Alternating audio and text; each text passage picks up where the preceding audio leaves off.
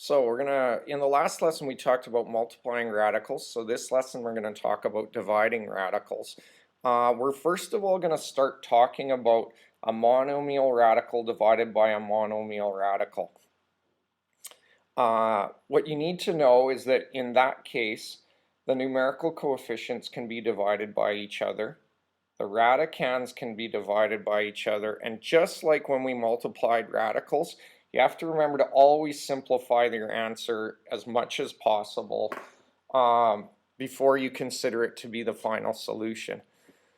So if we look at the first question, this is about the easiest question you can get. You just have two radicands. So if we take 30 divided by 6, we get 5. But because these were radicands and they were underneath the radical symbol, you have to put it underneath a radical. The other thing you need to note is that the indexes were the same on these radicals. If the indexes were not the same, you could not divide these radicals. Our second example, we have two coefficients. 8 divided by 2 is 4. 21 divided by 3 is 7. But you have to remember to keep that index of 3 because these were cube roots. Can't simplify this, so that's as far as we go. Third example, we're going to look at the coefficients. 15 does not divide evenly into 10, but 5 divides into each of these. 15 divided by 5 is 3, and 10 divided by 5 is 2, and we keep them in the numerator and denominator like they were. They don't change. Now, square root of 48 divided by the square root of 6 is the square root of 8, and that goes in our numerator because it's a single radical. It's like saying 8 over 1. Now, at this point, yes, we can simplify this.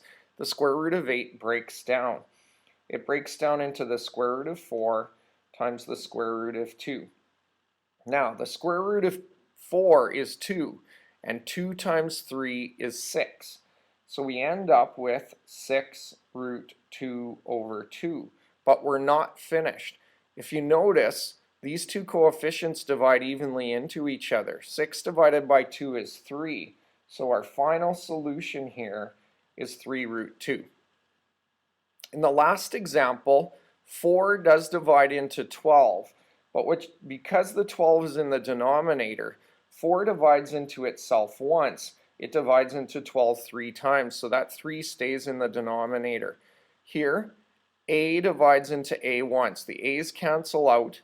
There's nothing to divide the square root of b by, so the square root of b stays in the numerator. In the next set of examples, you're going to notice that the radicands in these situations are quite large. So what we try to do before we try to do any dividing is we try to simplify these radicals first. It'll make our life easier when we go to do our division.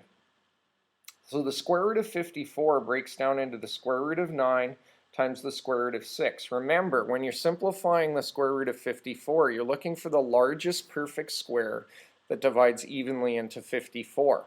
So you take out your table of perfect squares and you start dividing. 4, 9, 16, etc. You find the largest one that divides evenly into 54. You might also know, just from knowing your multiplication tables, that 54 is 9 times 6, and 9 is a perfect square. Square root of 8 breaks down into the square root of 4 times the square root of 2. Now the square root of 9 is 3. 3 times 4 is 12, so this is 12 root 6. Square root of 4 is 2. 2 times 3 is 6, and you still have a root 2. Now we're not finished yet. We can now divide these. 12 divides by 6 twice. 6 divides by 2 3 times, but you have to put that under the radical because these are in the radicand.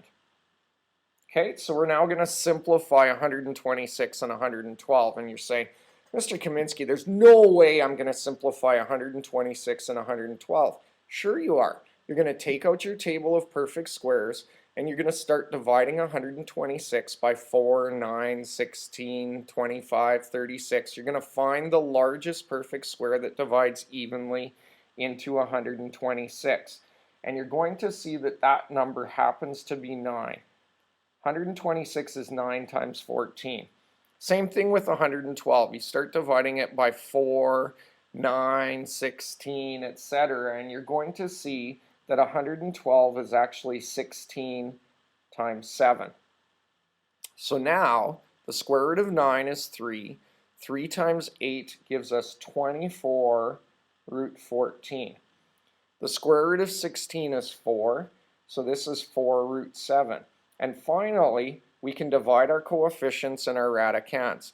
24 divided by 4 gives us 6, and 14 divided by 7 gives us the square root of 2. And there's our final solution. In this next example, we have cube roots. So you have to look at your table of perfect cubes, and you need to find the largest perfect cube that divides evenly into 162 and then again into 128. So you end up with the cube root of 27 times the cube root of 6. So 27 times 6 gives us 162. 128 breaks down into the cube root of 64 times the cube root of 2 because 64 times 2 is 128. So now we start looking at things. The cube root of 27 is 3. 3 times 10 is 30 cube root 6. Cube root of 64 is 4. 4 times 20 is 80 cube root 2. Now, 30 does not divide evenly into 80, but you can divide each of these by 10. So if you divide 30 by 10, you get 3, and if you divide 80 by 10, you get 8. And the cube root of 6 divided by the cube root of 2 is just the cube root of 3. So there's your final answer. Now the last example in this particular section, and then we'll give it a break and go on to a different video, you're going to notice that we have a trinomial in the numerator here. So what you actually need to do is you actually need to divide root 6 into each one of these monomials in the numerator. So this actually breaks down into the square root of 24 divided by the square root of 6 plus the square root of 48 divided by the square root of 6 minus the square root of 108 divided by the square root of 6. So it breaks down into like 3 separate questions. So now that we've broken this down, we can now do our division. 24 divided by 6 is 4. 48 divided by 6 is 8. And 108 divided by 6 is 18. Now none of these are like radicals, so we can't add or subtract them, but we can simplify these last 2 radicals. And in fact, we can simplify the first one also.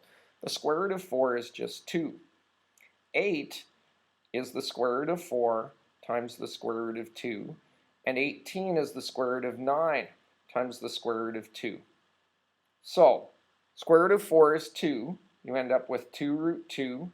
Square root of 9 is 3, so you end up with negative 3 root 2. And if we simplify this, 2 root 2 minus 3 root 2 leaves us with negative 1 root 2, or this can just be written as 2 minus root 2. So there you go. First part of dividing radicals.